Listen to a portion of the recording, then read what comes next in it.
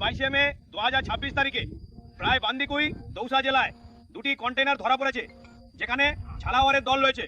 এখানে কিষানগড়ের নীতেশ ভাইয়ের দল এবং জয়পুর থেকে হিমাংশু ভাইয়ের সাথে এখানকার স্থানীয় বান্দিকুইয়ের গোভক্তদের নিয়ে একটি যৌথ অভিযান চালানো হয়েছে, যেখানে দুটি কন্টেইনার ধরা পড়েছে।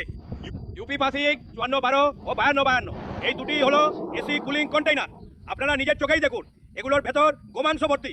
পুলিশকে খবর দেওয়া হয়েছে, আর এই তস্করদের বিরুদ্ধে ব্যবস্থা নিচ্ছেন গোভক্তরা। আর আমি জানাতে চাই যে প্রায় 1500 থেকে 2000 গরুর মাংস এই দুটি ট্রাকের ভেতরে আমার সমস্ত সনাতন ভাইদের কাছে এবং বান্দিকুই ও দৌসা জেলার সমস্ত সনাতন ভাইদের কাছে বিনীত নিবেদন, এই যে এটা তোমাদের কাছে কি মনে হয়, বান্দিকুই অঞ্চলে গিয়ে স্থানীয় প্রশাসনের পূর্ণ সহযোগিতায় নির্দয় কসাইদের বিরুদ্ধে অবিলম্বে কঠোর মামলা দায়ের করুন। আপনারা এ রাজ্যে বলছেন বন্ধ, আবার সেই জিনিসই আপনারা বিপুল পরিমাণ ভারত সরকার রপ্তানি করে বিপুল পরিমাণ বিদেশি মুদ্রা অর্জন করছে। এই দ্বিচারিতা কেন? বাংলায় বলা হবে এটা বন্ধ, এটা বন্ধ, আবার ভারতবর্ষের সরকার, বিজেপিরই সরকার বিপুল পরিমাণ এক্সপোর্ট করবে।